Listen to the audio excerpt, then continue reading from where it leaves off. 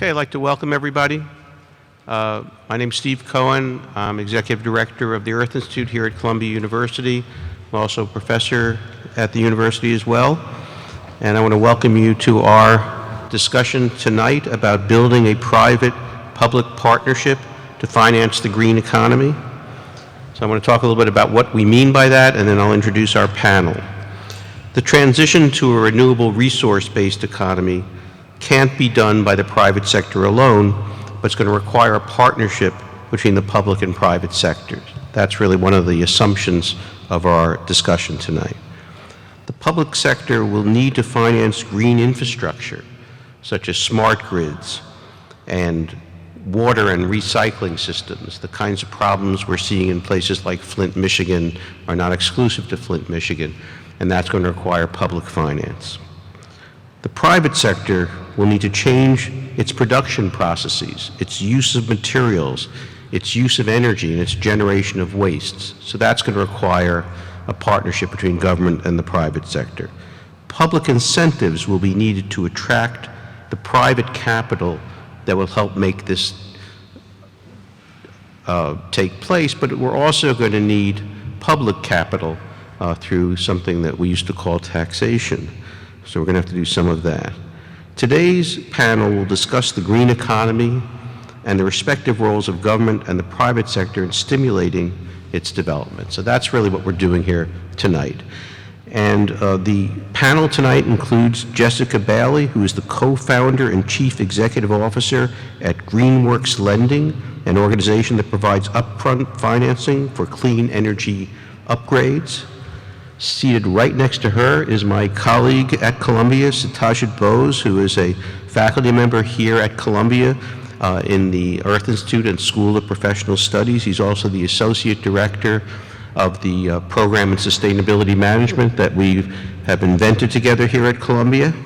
And sitting next to him is Curtis Probst, who is a SEPA alum, who's a member of the Earth Institute Management Advisory Board, and is the managing director of sustainable finance at the Rocky Mountain Institute, an organization dedicated to unlocking market-based solutions to drive the efficient use of resources.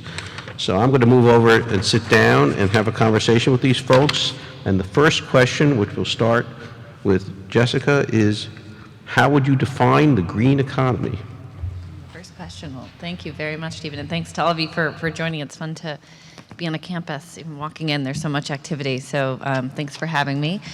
How would you describe the green economy? I actually don't like to describe the green economy as any different than the regular economy or the non-green economy. My theory is that these two universes that we used to think of as separate things are no longer separate. So the green aspect of it, if you will, is penetrated mainstream economy, mainstream business, mainstream corporation, certainly the government, and I've had the ability to work on green issues or clean energy issues from the perspective of a nonprofit, a think tank, a foundation, then into the government, and now in the private sector. And the clean economy isn't limited to a subset of the regular economy. It's really everywhere. Professor Bose, what would you say? Thank you, Jessica. I agree with you that it is the green economy and activities within it should be part of the whole economy, although that isn't quite the state right now. The BLS, the Bureau of Labor Statistics, did some research a few years back to define the green economy. And they said that 2.6% of jobs in the US are in the green economy. And the way that I would define it are economic activities designed to reduce the material usage or energy usage, or to maintain or enhance the physical or natural capital, where the primary activity is that. But the BLS definition that says, okay, I take all firms that are involved in that space, primarily involved in that space. So for example, Greenworks Lending would be part of that, and assign it to green economy. But there are lots and lots of jobs in large corporations, as you say, where the primary function is to increase energy efficiency, and those don't get counted in the green economy in the current government definition. So I think it's much larger, and I agree with you.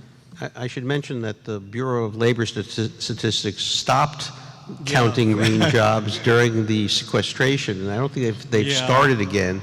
So my guess is it's actually a little larger than the 2.6% of that era. Talk about public-private partnership. But Curtis, how would you define the green economy? Well, I think the two speakers really captured a lot of it. I would say that most people think of renewables and energy efficiency as sort of the largest segments of what we would think of as the green economy. But think of just a lot of corporates. Think of a company like eBay taking goods that individuals or businesses have that might otherwise sit on a shelf or end up in a landfill, and basically efficiently turning that into goods for consumers in a way that avoids new production and all the costs and environmental issues associated with that. Think of a company like Google. I don't know that anybody thinks of Google as a renewables business, but Google is one of the largest purchasers of renewable energy in the world.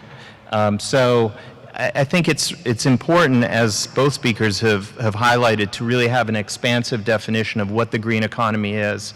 And I think we're still in very early days as far as exploiting all the opportunities around the transition to a sustainable environment. So let me then talk about the green economy and its growth. Obviously, since some of us are in the green economy business, we hope it's growing, but what are the indications that this is actually a part of the economy that's growing? And I'll start with you, Curtis. We'll work our way down this way. Sure. So if you look at just the renewables piece of this, last year, according to Bloomberg New Energy Finance, total global investment in renewable generation and storage technologies was $329 billion. If you look at that same statistic in 2005, so 10 years earlier, that statistic was $88 billion. So that's a compounded annual growth rate of 14%. That's not a linear growth rate. It differs by geography, and in some years you see a much sharper increase, and in some years you see declines, driven in part by things like policy and changes in technology. But overall, there's a very strong growth rate in what we would think of as some of the major parts of the clean economy. Satyajit? Yeah. So I'm going to wrap around Curtis's point. So the larger macro view of this, the proof that the green economy is growing, is just to think about the ratio between GDP and energy usage or emissions, what we call the energy productivity, and that has been increasing throughout the world for the last 30 years. It's been increasing the fastest, of course, in places like China and the BRICS countries, but also in developed countries, that's increasing. So that when you realize that GDP is increasing while emissions are going down, that should tell you the green economy is expanding, right? That's at the macro level. But then you go beyond that, there are lots and lots of indicators. If you look at the sustainable finance investing world, socially responsible investing, a large part of that is environmentally related, has been growing at 13% compound annual growth rate for the last 20 years. The conference board just did a survey of large companies' product revenues, identifying the portion of their product revenues that can be attributable to green products.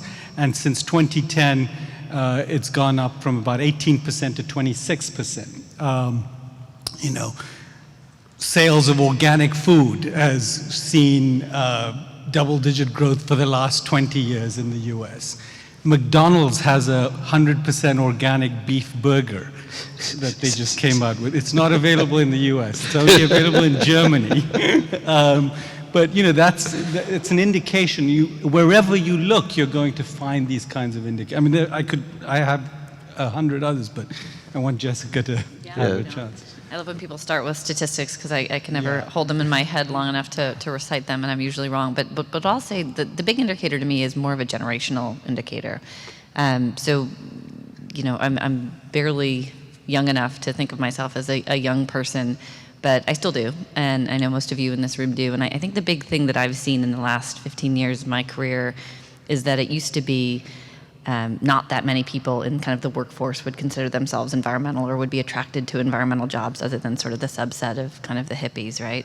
And that's changed tremendously. People from very prestigious schools are coming out and they actually care about working for companies that have some environmental policy, companies that aren't just paying lip service to it, but are actually doing something about it. One of the coolest things about my new job is that we're hiring a lot of people, so we get to meet a lot of young people who are coming in. And the thing that attracts people to companies like mine is that we're doing something that, yes, is eventually going to make them some money, which people do care about and people need to keep caring about. But there's a bigger mission behind it. And it's amazing how compelling that is to a young person coming out of school to be part of a career that's not just about, making something that you can make a lot of money doing or doing something that you can make a lot of money doing, but has a bigger picture to it. And I think there's really been a shift of those people that have moved into careers that actually have big impact. And so I see it more at the people level, but I like the macro statistics too. Those are very heartening. It is a difficult thing to measure. I mean, it's pretty clear that with 7 billion people on the planet, it's going to be hard to have a non-sustainable economy for very long. And companies like British Petroleum and Volkswagen probably wish they paid a little bit more attention to these factors before they got hit with their multi-billion-dollar bills for the damages. But let's think a little bit about government itself. If you want to move the needle on anything in the private economy, at some point government has to play some kind of role, either to get out of the way or to get in the way of behavior. We were all paying very close attention to the solar tax credit and its extension a few months ago and how important that was. So let's think about the role that government can play and perhaps some examples of things that government could do, is doing, examples you've seen of things that have been successful to try to stimulate bringing capital into the green economy or into the economy to do green things. So Jessica, you're in that business, I suppose, so why don't we start with you? So one of the most frustrating things is when I hear someone say that clean energy only works if the government subsidizes it, or you have no business model without major government handouts, and that's no business model at all. If you actually look at what the government subsidizes, it massively subsidizes dirty energy. And actually the pittance that is played to clean energy has had an important, not enough yet, but it's had an important effect in growing that economy. So I would just like to point out that economy, that it isn't that we need the government to kind of support clean energy and dirty energy is going to be able to live on its own. There's been massive support to fossil fuel industry, is an infrastructure built by the government that supports their business model. So, such as the interstate highway system. what I drove to get here through gridlock traffic. That aside, I think there are really exciting policies that the government is putting in place that is allowing this sort of a spark to happen in the clean energy economy. And my company is one that was built on it. So the first job I had out of graduate school was to work for the Rockefeller Brothers Fund, which is actually right over here. And our job there was to promote clean energy policies. So policies that were going to have a meaningful contribution towards mitigating climate change. One of those policies that we got excited about was called PACE, Property Assessed Clean Energy. And at the foundation level, we were supporting groups that were advocating for PACE financing. And I got really excited about it because it was one of these policies that appealed to people on both sides of the aisle.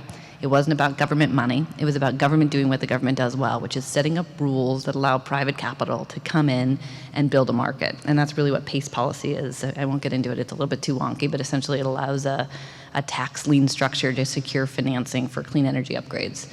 So this policy that kind of felt like a really innovative one to allow for the government to set the rules, private capital to come in and finance a transition to a clean energy economy within the commercial real estate sector. It's worked really well. There's been nearly $200 billion worth of private investment in buildings and homes to upgrade to more energy efficient products or put solar on the roof or whatever they want to do. And nothing's coming out of the government coffers. This isn't a new tax that we're all paying to support it. It really is just a structure that was set up by policy that has allowed a big market to grow. So it's a really good example of government playing the right role, setting the rules, and letting the private market scale it. Professor Bose. Yeah, so in that vein, look, there's a whole range of spaces outside of taxes and incentives that government is really good at. So anything that involves centralized information is a good place for government to be involved. So, National Renewable Energy Laboratory, for example, all its modeling and its data was what Google Earth relied on, what Sunrun and SolarCity, these guys relied on that to build the software which allows somebody who calls in to a national customer service line and says, this is my house, within minutes you can get a rough estimate of what the electricity installation will be, what will be the paybacks, and so on. There's this database called DSIRE, Desire, which you can plug in your zip code and it'll tell you, for my home in New Jersey, if I plug in my zip code, there are 72 state, local, and government programs to assist with energy efficiency, renewable energy, boiler upgrades, etc. And they're all listed in one place and so on. So there's lots of programs like that, of course. Curtis. Yeah. The programs you've heard about, whether it's on the financing side directly or on the information side, are very important. I think a lot of what government can do is provide a structure that really animates market and gets private sector investors and lenders involved in the markets and creates new business models. You see that with PACE. You also see that here in New York State, for example, with the REV proceeding. REV is an acronym for Reforming the Energy Vision, and it's New York State's effort to change the way the utility markets are regulated within the state of New York. The utility market and the electricity markets in the state have been functioning for many, many decades, and they've done a great job providing relatively affordable, relatively reliable, safe electric service. And that was a key thing. But if you look at what's happening right now, you see tremendous advances in things like rooftop solar. You see things like battery storage becoming more economical. And so the traditional paradigm of utilities purchasing power, distributing it, and the customer purchasing it don't hold anymore.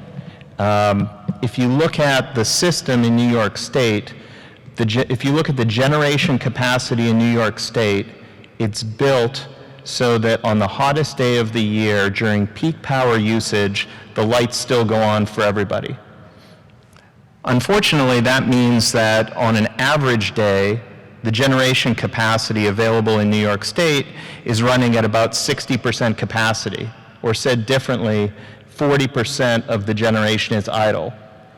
If you were a corporate CEO and you had 40% of your capital assets idle at any point in time, you would fire your CFO. So the idea behind REV is to create a framework that creates a cleaner, more resilient, more cost-effective electricity system or grid for people in New York State. So how might that work?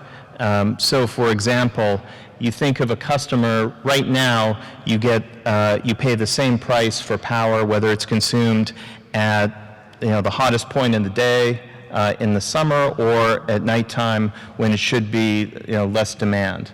There's no concept of surge pricing as we have in Uber. It's the same price all the time. Envision a system where you have people with rooftop solar, with battery storage. What should they be doing? They should be buying power during the slow times of the market, and then they should be selling power back to the grid, both from battery storage and excess power from rooftop solar during times of peak consumption.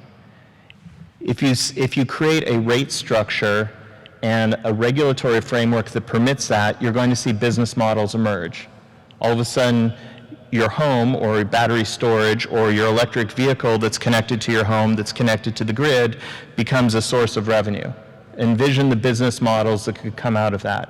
And so the idea behind REV is not per se to enable one specific form of intervention, but to really animate the markets and create a framework where new business models are going to emerge, and you're going to start to see a more efficient grid, a cleaner grid, and more cost-effective energy for customers. If you think of what happened with telecommunications, think of the triple play or the quad play. You had a telecom provider providing your phone service, your internet, your television, and maybe your wireless.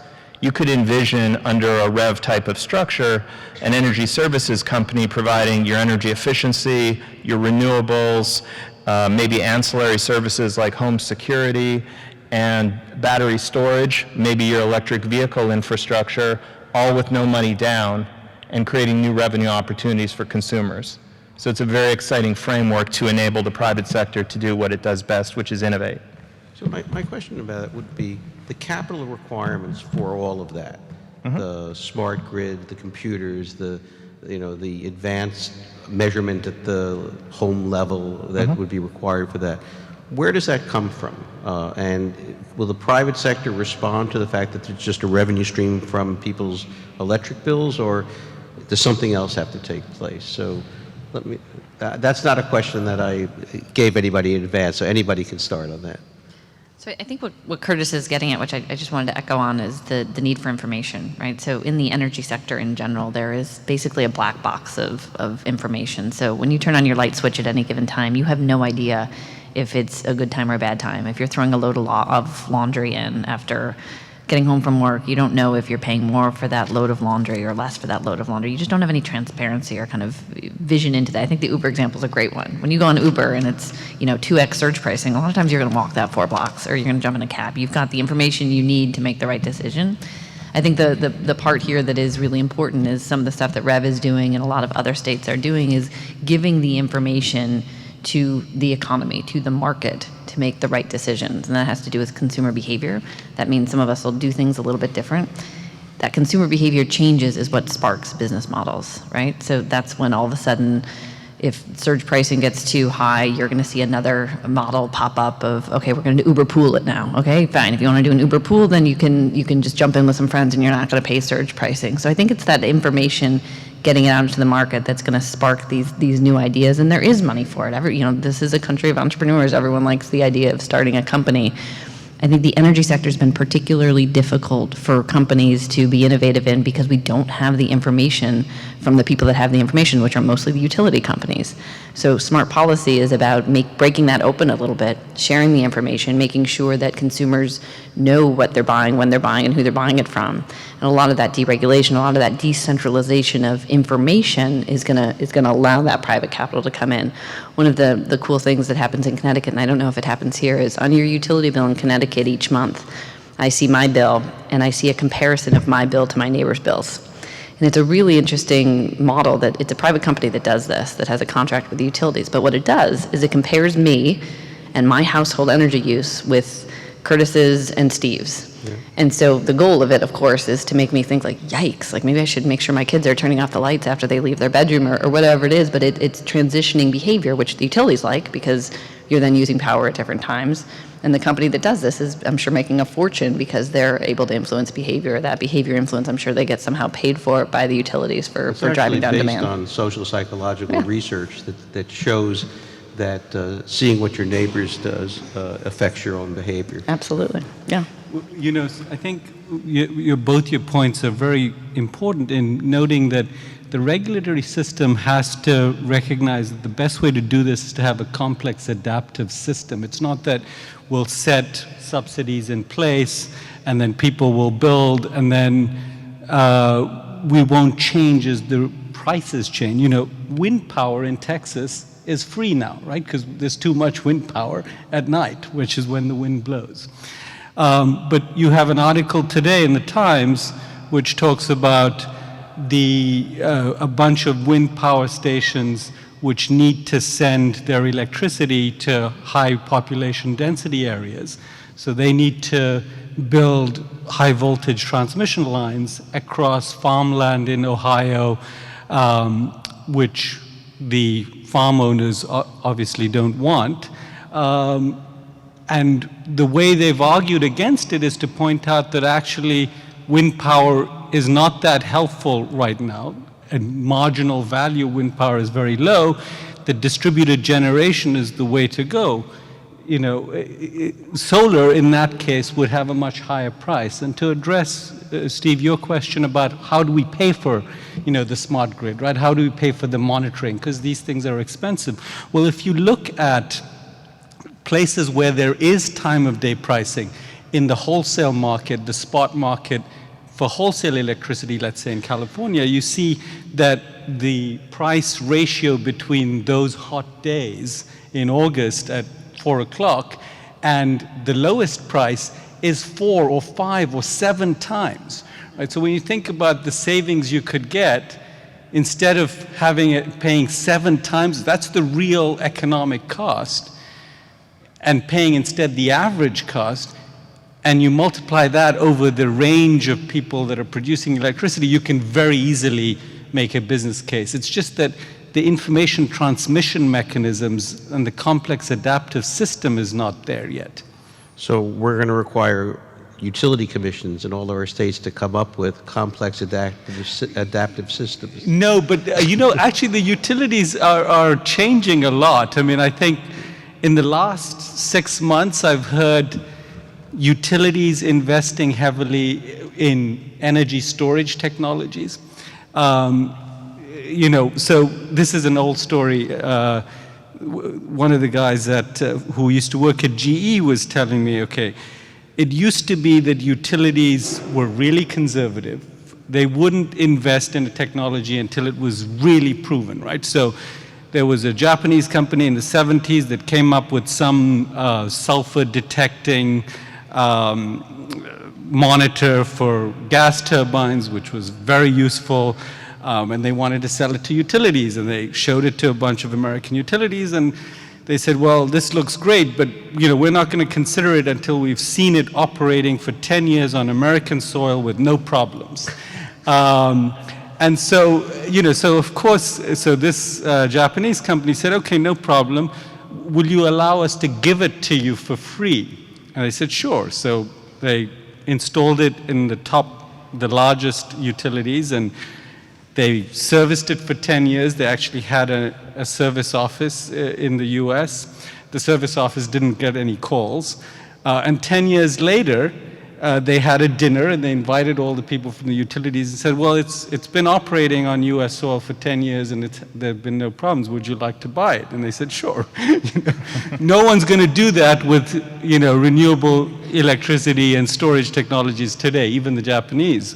But the utilities are investing in energy storage, which is, you know, which is far from that kind of level. So what's taking it so long? Why isn't this happening? And it sounds like it's ready to go everywhere. So what's the obstacles? What's keeping this from happening, like now? I guess the way I would describe this is a transition. Electricity, energy is so vital to our economy and our day-to-day lives. This is something that's going to take time. If you think of personal computing, it took a long time to get from the first personal computers in the early 80s to where we are today with a smartphone that is basically made, you know, 10 or 20 different devices obsolete. That took a long period of time. We are going through a similar transition. I think it will be quicker because we are using a lot of computing technologies that have been refined, and we have seen other sectors that have undergone tremendous change, like the telecommunications sector. So there are blueprints for the policy changes, again, in broad brushstrokes, that need to be affected. There are blueprints for how to finance things. I mean, to your question, Steve, how does all this stuff get financed? Things get financed in the United States. It's not just a place of entrepreneurs, it's a place of borrowers. Smartphones get financed. You pay $25 a month or whatever your charge is. How many people purchase cars outright anymore? Most people lease their vehicles. We'll figure out a way to finance it. But this is a transition. But if you see the rate of change, I mean, think of solar. Now close to 1 in 5 new homes in California has solar installed. That's a tremendous change, and it's enabled not just by changes in the technology, because the cost of solar has dropped so dramatically, but also changes to the financing models. And so as we see new finance models, new business models, and as the technology continues to improve, and I'm especially excited about battery storage in that regard, we're going to see the rate of change accelerate. So Jessica. So I would add to that. I agree with everything you said. I think it's also fair to point out that there are some entrenched interests that don't want things to change that quickly, and that's one of the reasons things have been slow to change. When you're talking about the development of cell phones, I still pay AT&T for my phone. My parents paid AT&T when we had a landline in our house. You know, these companies have moved into new models, so you didn't have AT&T fighting against, you know, smartphones. They figured out a way to make a business model. We don't see that same adaptability in a lot of the energy companies, right? So you see companies whose, you know, they own a lot of mines, and if those mines can't, you know, have coal that comes out and have some value, they're sitting on a lot of liability there. So I actually think there's a business model conflict that we're up against, where you've got new energy companies fighting against old energy companies. And I don't mean to be so black and white, because the world is obviously gray, but there is some of that, and you see it playing out in the political side. And we started by talking about policy and how important policy is, and again, not government handouts, but policy that enables clean energy to move the way policy has allowed old energy systems to move. But those types of policies are really critical, and you see things like what happened in Nevada, where, you know, a simple policy that nobody was really paying attention to, save for a small subset of the solar industry, has effectively shut down solar in Nevada for the time being. You see that happening at the national level, where you have this threat of revoking the investment tax credit, which is an important tax credit to encourage people to go solar. You see it when you talk about climate change policies of cap and trade or carbon tax, or these things that actually take into account the externalities associated with a carbon-based energy economy, and trying to put some sort of a price on them. Shut down year after year, Congress after Congress. So those types of policies that would help this move more quickly have been very politically difficult to move forward, both at the state level and at the national level. But it kind of sounds like there's almost an inevitability of the new technology and the new economy replacing the old. I mean, and I sometimes think about how the internal combustion engine drove the horse and buggy out of business. We didn't have a tax on the horse and buggy. The car just was a much better way to get around. And you know, to the cell phone and the smartphone, we didn't tax landlines. These other phones were just so much more attractive that people stopped using the other ones. So, is there an inevitability of this new green economy essentially driving the Koch brothers out of business, and unless they get into it? Now, AT&T is an interesting case, because the AT&T you're looking at is actually what used to be called Southwest Bell. It was one of the baby bells that got into the cell phone business, because they figured out that was the future. You would think the energy companies would do the same thing, but they're not, are they? Some are. Some are. Yeah, but some of the companies are, some aren't. So what can be done to kind of to move this faster? I mean, those of us who care about climate change, the issue here is also accumulation of CO2 and greenhouse gases. And so it's not just that it needs to happen. We need to accelerate the rate of change. So, you know, I mean, there are two problems that I see. One is organizational, which is related to your issue of the large companies entrenched. It's very difficult for a large utility structured and evolved in a certain way for some kinds of cash flows to fund innovation, to invest in startups, to figure out the right incentive structures which will ensure that their employees who are used to a certain kind of payoff system are going to work on this. It just doesn't happen like that. There's lots of examples of large companies wasting money on innovation, and then a small startup disrupting them out of the space. look at Kodak and and Yes. what happened to their electronic photo business. Yeah, I mean, it's so I think that creates problems. But you know, basically, if you look at a 25-year time spans, which is the span of a generation, you do see these changes, like the personal computer essentially going out of business. It took 25, 1980, you have the IBM PC, 2005, the death of the standard business of, IBM selling its core business to Lenovo because it's no longer a high margin business, right? And when you get, the one generation that's running the show in a large firm, they start to retire and they have to let go to the next generation. That's going to happen. We see the same thing in finance, where in investing, it's the younger generation that doesn't want to invest in the way that people invested in the past. So those are amongst the direct investors, amongst the SRI mutual funds, let's say, the people that are investing in them are all younger than 40. And there's a generational wealth transition that's coming as people retire, or not retire, but, pass on. Sorry. It's a form of retirement. Curtis, did you have something you wanted to add to that? The only thing I would add is, this is a finance panel, and when it comes to finance, there is a lot of capital available to deploy towards clean energy, but there are barriers. We've talked a little bit about information, and information is an important barrier, and you see it in various different ways. Risk and return is an important barrier to some finance. In some areas, we see where the risk and return now aligns quite well. So whether that's wind energy in certain states, or it's rooftop solar in other jurisdictions. And in some cases, risk and return can be helped along by things like the investment tax credit and other forms of incentives. Another issue, I think, that is probably the biggest issue I see in talking to financial institutions is scale.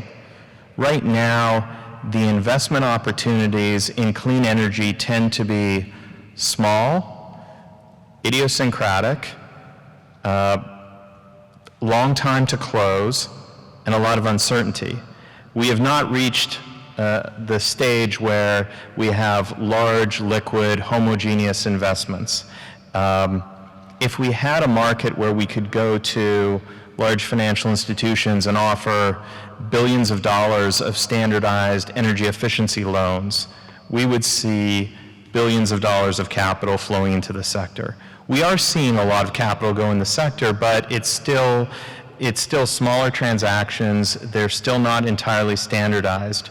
There has been some good developments in terms of pace and other financing programs, but we really haven't achieved a scale. But that's getting better. It's starting to improve. And if there's one thing we've learned, maybe the hard way, through the mortgage market crisis, is that once we do have standardized markets, there can be a tremendous amount of capital deployed in those markets. And we see that in the auto sector, we see that in consumer credit, we see that in the mortgage markets. Once markets become more standardized, information is available, performance data is available, there's some standardization, so a solar installation in one state looks somewhat similar to another state, we're going to see tremendous amounts of capital. So from a financing perspective, once we have scale, I think the rate of change is going to accelerate dramatically.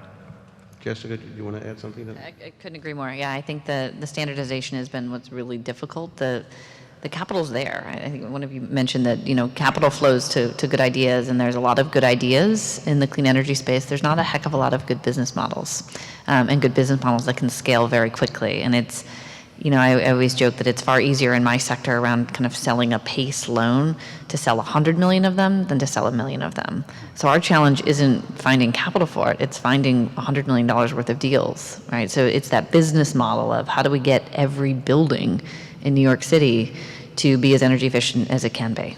How do we get every home in California to have solar as their primary source of energy? So it's the model that, how do we get every person to ride Uber? How they did that? It's those business models in the clean energy sector that are more lacking than I think the capital. The capital is going to go where the ideas are, and there's lots of ideas. We just need to pair the good ideas with the good business models in this space, and I think we're going to see a huge amount of capital flood into it. And you're seeing it with some of the companies that have cracked the code, right? Like Solar City and others that have a really scalable rinse and repeat business model that's spreading very quickly. Capital is chasing that, and we're going to see that more and more as the kind of decades move on here. There's actually a good example of a public-private partnership in that space, which is the warehouse for energy efficiency loans, which was put together by the Pennsylvania Department of Treasury, a group in Kentucky, the state government in Kentucky, and maybe the Greater Cincinnati Energy Alliance, something like that. So these are local governments getting together, building a database in collaboration with financial institutions, building a database of energy efficiency loans, very small loans, $20,000 loans. And I think Citibank might have securitized one of those, maybe like a $12 million type securitization, very small, but a pilot case that could only have happened by putting together a public-private partnership. Absolutely. Okay, so I've asked a bunch of questions. I think it's time to get some of your questions. And let me remind you that we'd like questions. If we want to give a speech, I'm a professor. I can give a speech at any moment, and I might just do it. So if we have any questions, we have some microphones. So if you raise your hand, okay. Somebody with a microphone over here, I see a question. Tony Coleman, Earth Institute. Can I take us to the original green economy, which is agriculture? I work at the Columbia Water Center, and I hope a number of us will go to the America's Water Conference tomorrow morning. There is 92% of the water, consumed water, goes on agriculture. The aquifers are dropping sharply.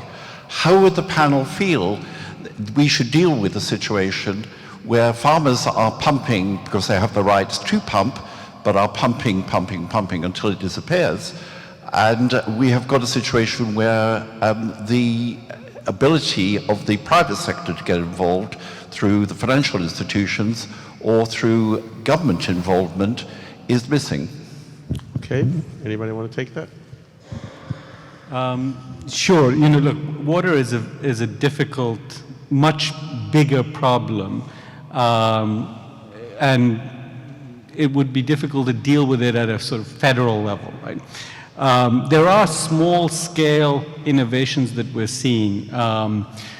There's an effort to preserve natural capital, right? And so you'll see in the financial sector efforts to reduce water usage, which would be paid for by social finance. So an example would be bonds issued by the Washington, D.C. water utility in order to fund reduced contamination of the water supply for D.C., which eventually goes into Chesapeake Bay. And I think that was a underwriting done by a couple of banks, maybe Morgan Stanley, or I'm forgetting which bank led it, but it has to be in situations where you can get something like property rights around nutrient trading, so that there's a return to minimizing water usage or reducing water contamination. Okay, some other questions in the back, I see. Go ahead.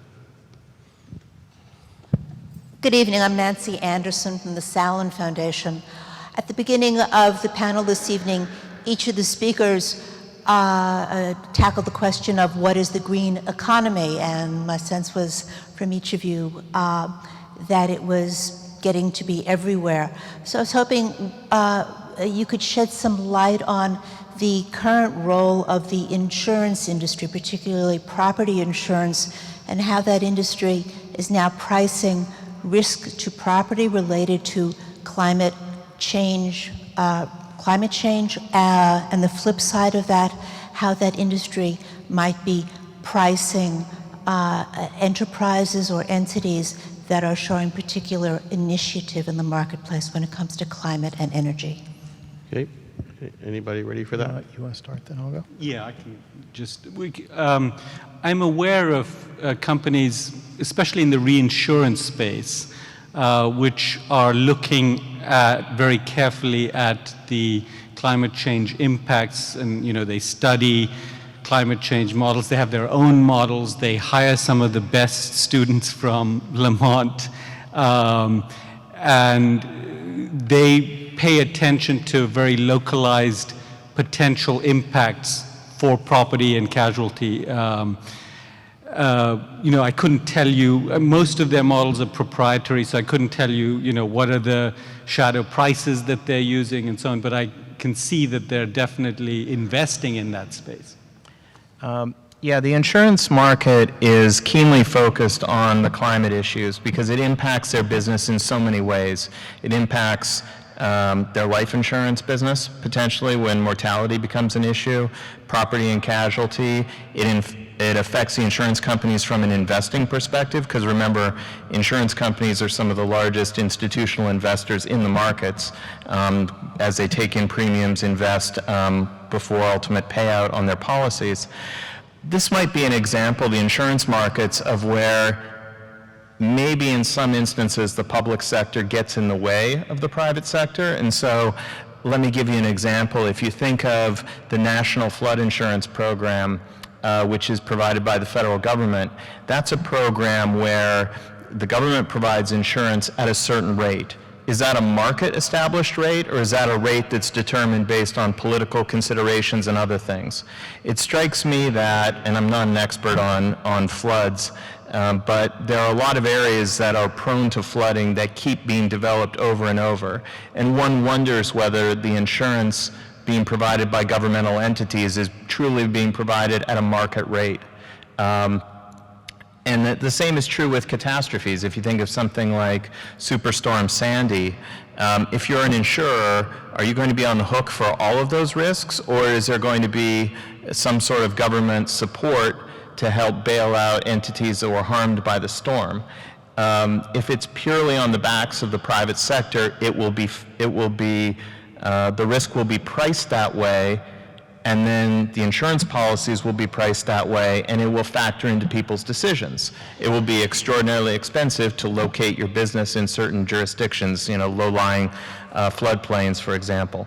But if there's the perception that, no, we as an insurer are not going to be fully on the hook for that risk, then you don't see the market working efficiently. So it's a really complex issue. A lot of people at the insurance companies are keenly focused on how to price climate risk, but it's got a lot of issues that make it very complicated. And I'd say this is also one of the limits of the marketplace.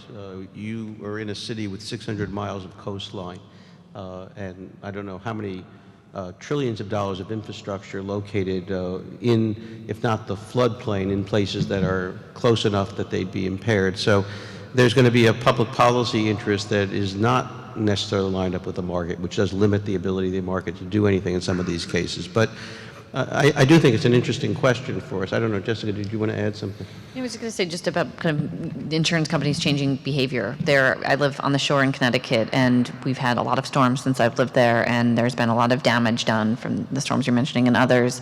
And there are a lot of homes that are in places that, frankly, they probably shouldn't be. And within my generation, they won't be, if the models are correct. And a lot of the insurance companies are kind of redlining and saying, we're not insuring here anymore. We're just not going to do it. It's too many times. And the federal government is stepping in. And these are people that can well afford to pay for private insurance, but the private insurance companies are pulling out and the feds are stepping in. And so you do wonder a little bit about the kind of the market not working effectively in terms of resilience and the way we need to be thinking about a climate that is, even with all of our best efforts, it is going to be impacted by climate change. It just is. There's some changes that have already been baked in, and we might need to be making some adjustments that we're probably pushing off longer than we should. Some other questions from the audience. Back there, I see another hand. Oh, I guess yeah. Thank you, guys. I'm a student at CEPA. In a lot of situations, green infrastructure, everyone knows it's beneficial, but it's very difficult to quantify those benefits. So how do public institutions, in the absence of this quantification, go about attracting private investment? Because either they don't know how to quantify these benefits, or it's very, very difficult and a long process of doing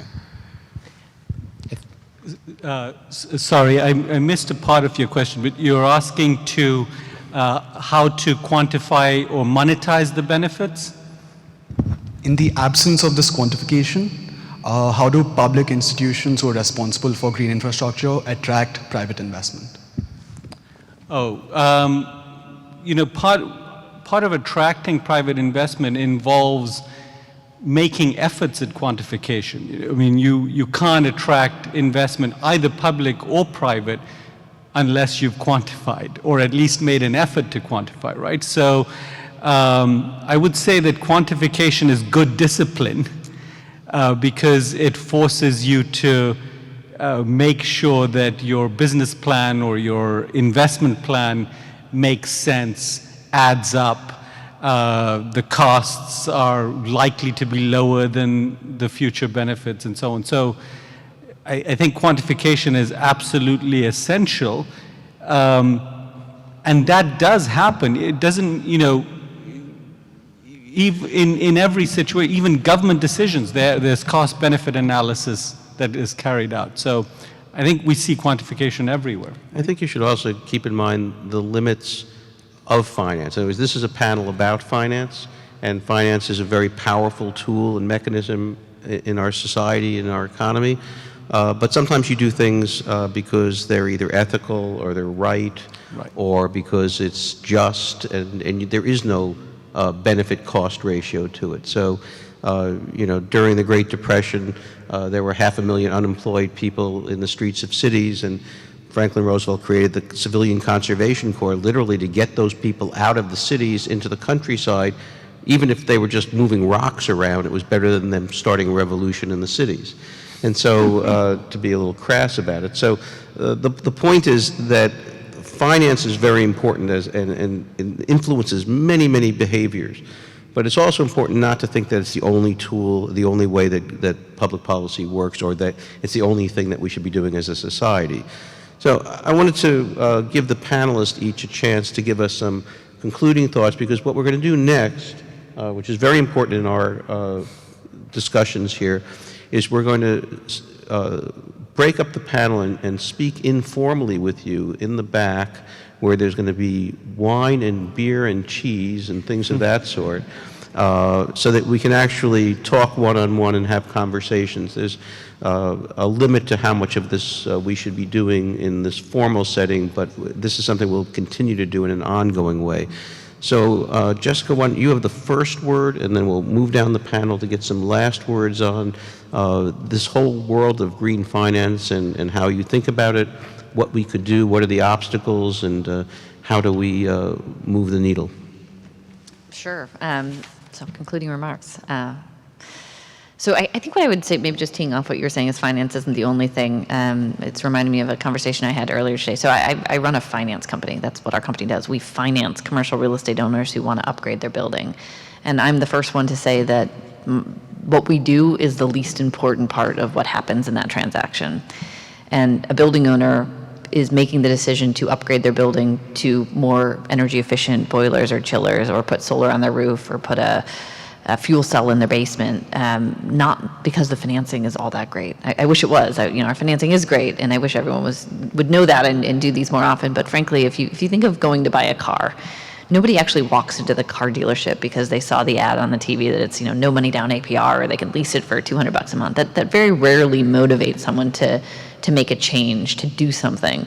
They're going into the car dealership because they had their fourth kid and they need a minivan, or they just graduated from college and want a Jeep to drive across country, or they're motivated by something other than really good financing. And I think that is true in the clean energy space as well. So financing is an enabler for the transition that we've been talking about here, of what we hope is sort of a consciousness shift from some that will say, it is better to have clean energy than dirty energy. It is better to have a smartphone than a landline. That has to happen. And then the other thing that has to happen is it has to be easier. It has to solve and scratch an itch. There has to be something about it for those that aren't going to be motivated because it's going to be an important contributor to combating climate change. There are some people who are just going to be really excited that they're paying a lower energy bill because they've learned when to use their energy, or they've optimized their home or their business to make sure it's pulling from the grid at the right moment and selling to the grid at the right moment. So we need those business models. We need those things that are going to make it a better thing to do than what the alternative is. And the financing is going to be there, and it's going to motivate some, but it's really that transition that is the big thing we've got to be focusing on. Great. Satyajit? Yeah, I think that's a very important thought to keep in mind. You know, if you look at the importance of finance to the economy overall in the U.S., it's grown phenomenally, and that's probably not a good thing. And after 2008, we've all come to see finance as a bit of a dirty word. And what would be really good is to have finance take a back seat, to be boring, to to do the job of channeling people's savings, ordinary people's savings, into ordinary people's good investments, and not have the sort of crises, the large, too big to fail institutions, the crony capitalism, and so on, which we've started to associate with finance. And I think that the sustainability sector and the green economy has the potential to provide finance with a role that is much more, much more responsible to society. Curtis? We've talked a lot about finance. I guess I'll change gears a little bit and talk about politics, not because I want to get into the presidential election, but a lot of people talk about, well, couldn't Washington be doing more, or it's so difficult to get laws passed through Congress. The one thing I would say is that there's a lot of action, really important work being done at the state and local level.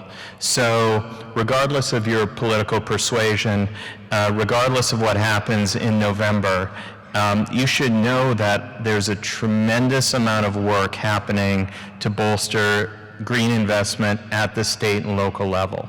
For example, at the federal level, you have the Supreme Court looking at the Clean Power Plan. Basically, it's a stay, and they're examining it in more detail in its implementation. Having said that, for a lot of states, they say, it doesn't really impact us. We have our own renewable portfolio standards. We have our own climate goals. So we're just moving ahead. So whatever happens with the Supreme Court doesn't impact us. That's not every state, but that's many states. And you see states taking action in setting up green banks, in setting policies, whether it's climate action plans or other goals that create a more robust market for clean energy investment. States are doing a lot, and cities are doing a lot. Cities, we got to the point about quantification earlier. I think most people in the green world think it's better to be approximately right than precisely wrong. So we may not be able to exactly quantify the benefits of moving to a cleaner energy economy, but we know there are human health benefits. We know there are productivity benefits. We know there are energy cost savings. We know there are resilience benefits. There are national security benefits. There are a whole host of savings. And even if we can't quantify them, people are acting on that basis. Cities are looking at, should we put in place a zero net energy building standard? I don't think any city has quantified exactly what that would look like, but just imagine if within the next 20 to 40 years you saw the housing stock get to a point where buildings were consuming zero net energy. They had become so energy efficient they used relatively little energy, and what little they needed was produced by rooftop solar or some other form of renewable generation. Cities are also setting up special finance institutions. Localities are implementing PACE programs. Utilities and jurisdictions are implementing on-bill programs. So I want to end this on a somewhat optimistic note because many people, their reaction to some of the noise coming out of Washington is to be very downbeat about the whole thing. But I think the work you're seeing really at the state and local level here in the U.S. is a sign for significant encouragement. Curtis, I want to echo your positive conclusion by saying that we are, in fact, in this transition to a renewable energy economy and this is happening globally, in part because we really don't have a choice. There's a lot more people, and we're not making any more finite resources. But more than that, I think it's what you're seeing in people's awareness and consciousness and the understanding. We have to get a lot more sophisticated about how we manage our economy and how we manage our country and how we manage our organizations. And we have to start factoring in these resource issues as well as the environmental impacts and what we're doing to our natural systems and how we're using water and all these other kinds of issues that are in people's minds now. Now, I'm not from the younger generation, so I actually was in the Environmental Protection Agency when it was 7 years old and took my first environmental politics class when EPA was 5 years old. And this issue has gone from being a fringe issue to being the central issue. When President Obama goes to China and India, he talks about trade, he talks about security, but he also talks about climate change and environmental issues. So you're on the right side of history here, and so I want to thank our panelists for really illuminating these finance issues. I want to thank you all for coming, and let's celebrate how sustainable we are by drinking some beer now. Thank you.